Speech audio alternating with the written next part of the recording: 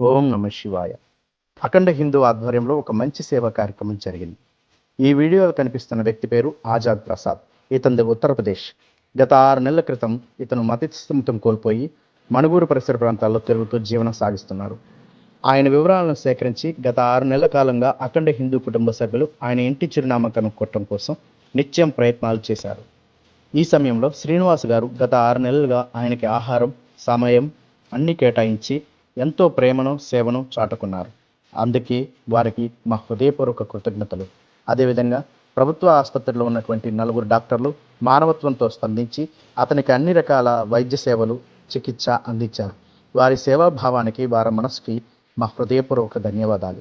కుటుంబ వివరాలను కనుక్కోవడం కోసం అఖండ హిందూ సభ్యులు ఉత్తరప్రదేశ్లో ఉన్నటువంటి వారి కుటుంబ సభ్యులతో సంప్రదింపులు జరిపారు.